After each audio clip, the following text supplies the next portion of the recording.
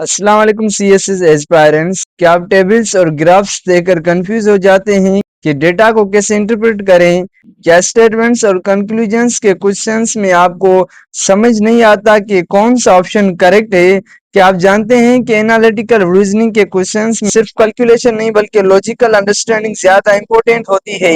और क्या आप अपनी जनरल एबिलिटी को इतना स्ट्रॉन्ग बनाना चाहते हैं कि आप एग्जाम्स में कॉन्फिडेंटली परफॉर्म करें? दोस्तों, आज का लेक्चर है analytical reasoning and data interpretation, जिसमें हम statements, conclusions, graphs and practice को स्टडी करेंगे। अगर आपने previous lecture logical reasoning miss किया है तो उसका लिंक डिस्क्रिप्शन में दिया गया है, जरूर देखें। आज का लेक्चर सीएसएस एग्जाम्स के लिए बहुत इंपॉर्टेंट है, स्पेशली डेटा बेस्ड और रीजनिंग एमसीक्यूज के लिए। तो पूरा लेक्चर देखें और अपनी एनालिटिकल स्किल्स को फाइनल लेवल तक लेकर जाएं। चलिए स्टार्ट करते हैं।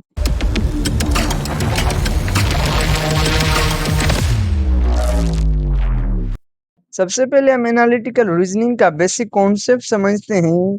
अब हम एनालिटिकल रीजनिंग के बेसिक कॉन्सेप्ट को डिटेल में समझेंगे ताकि आप इसे अच्छी तरह समझकर क्वेश्चन सोल्व कर सकें। इसकी डेफिनेशन है, analytical reasoning is the ability to evaluate information, identify patterns and draw logical conclusions.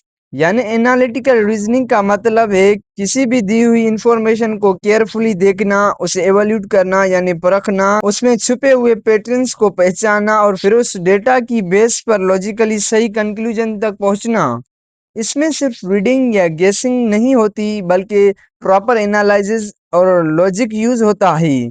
आगे लिखा है, it focuses on understanding relationships and making decisions based on given data. यानी एनालिटिकल रीजनिंग का main focus होता है कि different information items के बीच relation यानी ताल्लुक समझा जाए। इसमें डेटा को कंपेयर करते हैं, पैटर्न्स और कनेक्शंस को ढूंढते हैं और फिर उस बेसिस पर सही डिसीजन या आंसर निकालते हैं। यानी हम रिलेशंस को समझकर कंक्लूजन निकालते हैं। एनालिटिकल रीजनिंग में इंफॉर्मेशन को एनालाइज करके लॉजिकल कंक्लूजन तक पहुंचना होता है। ये स्किल डेटा को समझने, पैटर्न्स आइडेंटिफाई करने और सही डिसीजन लेने में मदद करती है। स्टूडेंट्स, ये था एनालिटिकल रीजनिंग का बेसिक कॉन्सेप्ट। अब हम आगे बढ़ते हैं और देखते हैं स्टेटमेंट्स एंड कंक्लूजन्स। अब हम स्टेटमेंट्स और कंक्लूजन्स के बेसिक कॉन्सेप्ट को डिटेल में समझेंगे ताकि आप लॉजिकल रीजनिंग के क्वेश्चंस को क्लियरली सॉल्व कर सकें। सबसे पहले इसकी डेफिनेशन देखते हैं। सबसे पहले स्टेटमेंट को देखते हैं। A statement is a piece of information given in the question. यानी स्टेटमेंट वो दी हुई इंफॉर्मेशन होती है जो क्वेश्चन में ऑलरेडी मेंशन होती है। इसे हम फैक्ट या गिवन डेटा भी कह सकते हैं। इसमें कोई असम्पशन नहीं होता, सिर्फ जो लिखा होता है वही कंसीडर किया जाता है। अब कंक्लूजन के बारे में लिखा है, a conclusion is a logical result derived from the statement.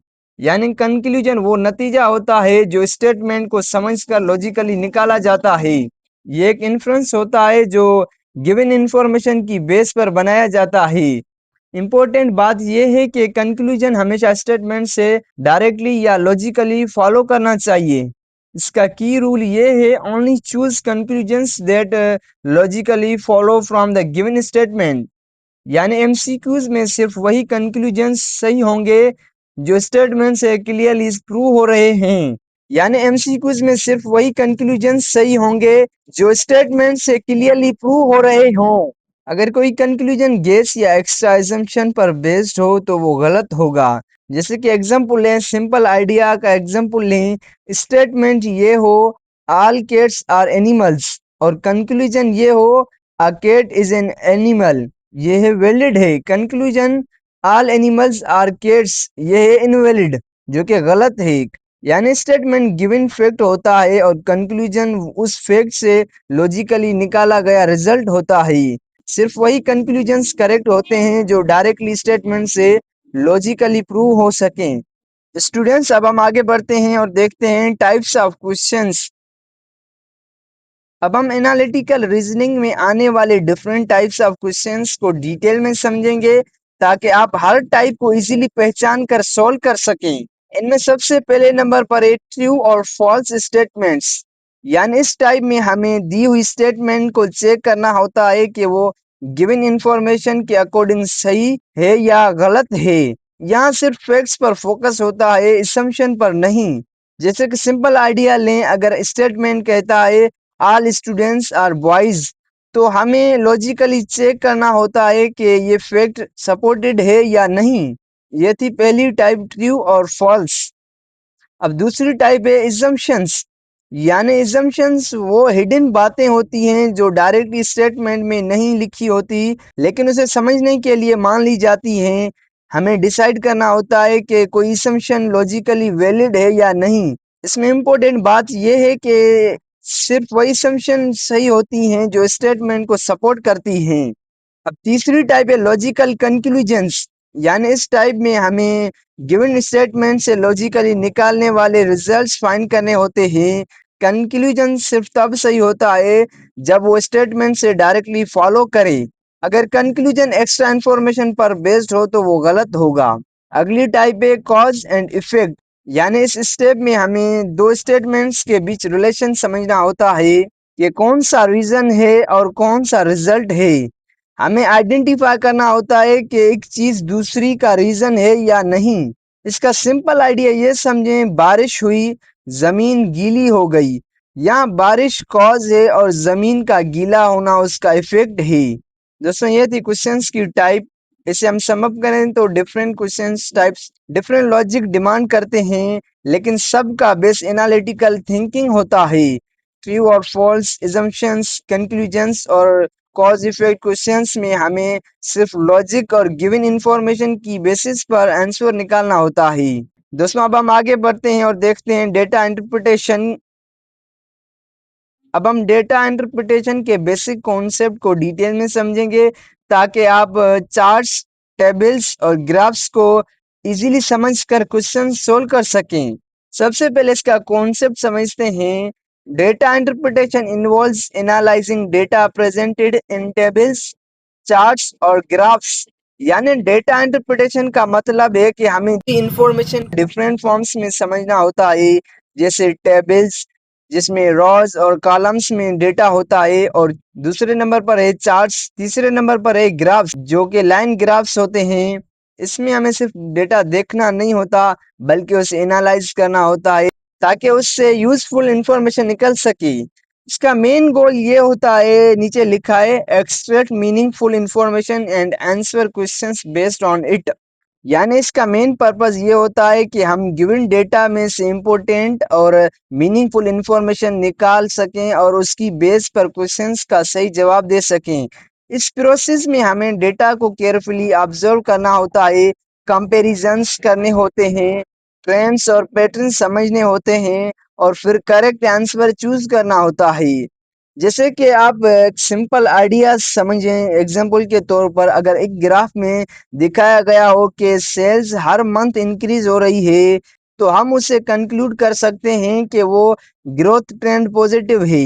दोस्तों ये था डेटा इंटरप्रिटेशन। अब हम इसे सम अप करें तो डेटा इंटरप्रिटेशन में डेटा को समझकर उससे लॉजिकल इंफॉर्मेशन निकालना होता है। टेबल्स, चार्ट्स और ग्राफ्स को एनालाइज करके हम मीनिंगफुल कंक्लूजन्स और करेक्ट आंसर फाइंड करते हैं। दोस्तों ये था डेटा इंटरप्रिटेशन का बेसिक कॉन्सेप्ट। अब हम आगे बढ़ते हैं और देखते हैं टाइप्स ऑफ डेटा। अब हम डेटा इंटरप्रिटेशन में यूज होने वाले डिफरेंट टाइप्स ऑफ डेटा को डिटेल में समझेंगे ताकि आप चार्ट्स और ग्राफ्स को इजीली आइडेंटिफाई कर सकें।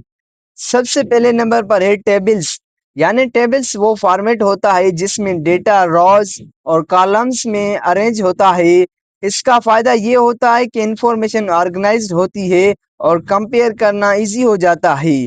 टेबल्स में हम एग्जैक्ट नंबर्स को क्लियरली देख सकते हैं। दूसरी टाइप है बार ग्राफ्स, यानी बार ग्राफ्स में डेटा को बार्स यानी लाइंस की फॉर्म में शो किया जाता है। हर बार किसी कैटेगरी को रिप्रेजेंट करता है और उसकी हाइट या लेंथ वैल्यू को शो करती है। इससे कंपैरिजन बहुत इजीली हो जाता है कि कौन सी वैल्यू ज्यादा है या कम। तीसरी टाइप है पी चार्ट्स, यानी पी चार्ट एक सर्कुलर ग्राफ होता है जो डेटा को स्लाइस में डिवाइड करता है। हर स्लाइस टोटल डेटा का एक परसेंटेज रिप्रेजेंट करता है। इसका यूज मोस्टली प्रोपोर्शंस और परसेंटेजेस देखने के लिए यूज होता है। अगली टाइप है लाइन ग्राफ्स, यानी लाइन ग्राफ में डेटा पॉइंट्स को लाइंस के जरिए कनेक्ट किया जाता है। इसका यूज टाइम के साथ चेंज यानी ट्रेंड दिखाने के लिए यूज होता है, जैसे कि सेल्स इंक्रीज या डिक्रीज ओवर मंथ से होता है। दोस्तों ये थी टाइप्स ऑफ डेटा। अब हम इसे सम अप करें तो different types of data different situations में यूज होते हैं और हर ग्राफ का अपना स्पेसिफिक पर्पस होता है। टेबल्स, बार ग्राफ्स, पी चार्ट्स और लाइन ग्राफ्स डेटा को ऑर्गेनाइज और विजुअलाइज करने के डिफरेंट तरीके हैं। स्टूडेंट्स ये थी डेटा की टाइप्स। अब हम आगे बढ़ते हैं और बेसिक अप्रोच देखते हैं। अब हम डेटा इंटरप्रिटेशन को सोल्व करने का बेसिक अप्रोच डिटेल में समझेंगे ताकि आप क्वेश्चंस को एक्यूरेटली और इफिशिएंटली सोल्व कर सकें। सबसे पहले नंबर पर है रीड डेटा केयरफुली, यानी सबसे पहला स्टेप ये होता है कि दी हुई इंफॉर्मेशन को ध्यान से पढ़ना। जल्दी में पढ़ने से इंपॉर्टेंट डिटेल्स मिस हो सकती है जो गलत आंसर तक ले जा सकती हैं। दूसरे नंबर पर है अंडरस्टैंड यूनिट्स एंड लेवल्स, यानी डेटा में जो यूनिट्स जैसे रुपीज, परसेंटेजेस या किलोमीटर्स और लेबल्स जैसे कैटेगरीज या हेडिंग्स दिए होते हैं उनको प्रॉपरली समझना जरूरी होता है।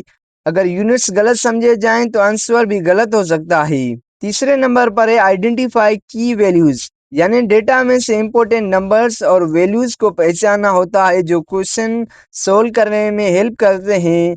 हर डिटेल पर फोकस करने की बजाय सिर्फ रेलिवेंट वैल्यूज पर फोकस करना चाहिए। चौथे नंबर पर है अवॉइड असम्पशंस, यानी सिर्फ वही इंफॉर्मेशन यूज करनी चाहिए जो गिवन डेटा में दी गई है। अपनी तरफ से कोई एक्स्ट्रा असम्पशन ऐड करना गलत आंसर का रीजन बन सकता है। पांचवें नंबर पर है फोकस ऑन एक्यूरेसी, यानी फाइनल आंसर निकलते वक्त एक्यूरेसी बहुत इंपॉर्टेंट होती है।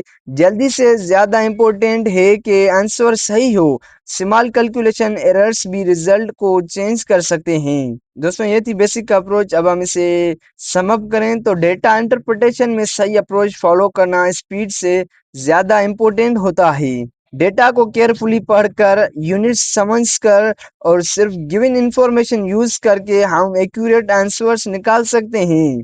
दोस्तों अब हम आगे बढ़ते हैं और लास्ट में देखते हैं एक सिंपल एग्जांपल। अब हम डेटा इंटरप्रिटेशन का एक सिंपल एग्जांपल डिटेल में समझेंगे ताकि आप फॉर्मूला को प्रैक्टिकल तरह से अप्लाई कर सकें। जैसे कि एग्जांपल लिखा है, if a table shows students 100 past 80, यानी हमें एक टेबल दी गई है जिसमें टोटल स्टूडेंट्स की तादाद 100 है और उनमें से 80 स्टूडेंट्स पास हुए हैं। अब हमें पास परसेंटेज निकालनी है। हम इसे स्टेप बाय स्टेप सोल्व करते हैं। सबसे पहला स्टेप है फार्मूला समझना, यानी पास परसेंटेज निकालने के लिए हमें जो फार्मूला यूज करते हैं उस फार्मूला को हम समझें। पास परसेंटेज निकालने के लिए हम ये फार्मूला यूज करते हैं, पार्ट को डिवाइड करते हैं होल से, फिर मल्टीप्लाई करते हैं 100 से। यानी यहाँ पार्ट जो है पास्ट स्टूडेंट्स हैं और होल जो है टोटल स्टूडेंट्स हैं। पार्ट यानी पास्ट स्टूडेंट्स 80 हैं और होल टोटल स्टूडेंट्स 100 हैं। पहले नंबर पर फार्मूला समझना है। दूसरे नंबर पर है वैल्यूज को पुट करना। यहाँ हम वैल्यूज को पुट करेंगे परसेंटेज निकालने के लिए। इसमें पास्ट स्टूडेंट्स जो हैं 80 हैं और टोटल स्टूडेंट्स 100 हैं। अब हम वैल्यूज पुट किए हमने, फिर हम तीसरे नंबर पर कैलकुलेशन करेंगे। हम पार्ट को होल से डिवाइड करेंगे। कैलकुलेशन में हम 80 को 100 से डिवाइड करेंगे, यानी पास्ट स्टूडेंट्स को टोटल स्टूडेंट से डिवाइड करेंगे तो इसका आंसर 0.8 आ रहा है। 0.8 को फिर हम मल्टीप्लाई करेंगे 100 से तो इसका रिजल्ट आ रहा है 80%, यानी 80%। फाइनल आंसर इसका है 80%, यानी 80% स्टूडेंट्स पास हुए। दोस्तों ये था डेटा इंटरप्रिटेशन का एग्जांपल। डेटा इंटरप्रिटेशन में हमें गिवन वैल्यूज को फार्मूला में अप्लाई करके मीनिंगफुल रिजल्ट्स निकालने होते हैं। टेबल से वैल्यूज से लेकर फार्मूला अप्लाई करने से हम इजीली परसेंटेज या रिक्वायर्ड आंसर फाइंड कर सकते हैं। दोस्तों ये था आज का लेक्चर। आज के लेक्चर के साथ हमने जनरल एबिलिटी का पूरा सेक्शन कंप्लीट कर लिया। हमने एनालिटिकल रीजनिंग और डेटा इंटरप्रिटेशन के इंपॉर्टेंट कॉन्सेप्ट को समझा जो सीएसएस एग्जाम्स के लिए बहुत हाई स्कोरिंग हैं। अगर आपने इस लेक्चर को अच्छी तरह समझ लिया तो आप डेटा बेस्ड और रीजनिंग एमसीक्यूज कॉन्फिडेंटली सॉल्व कर सकते हैं। अब आपका नेक्स्ट स्टेप है प्रैक्टिस। जितनी ज़्यादा प्रैक्टिस करेंगे उतनी स्पीड और एक्यूरेसी इंप्रूव होगी। अगर पूरा कोर्स आपके लिए हेल्पफुल रहा हो तो वीडियो को लाइक करें, कमेंट करें और चैनल को सब्सक्राइब ज़रूर करें ताकि आप फ्यूचर अपडेट्स और रिवीजन लेक्चर्स मिस ना करें। Best of luck for your CSS preparation. अल्लाह हाफिज़।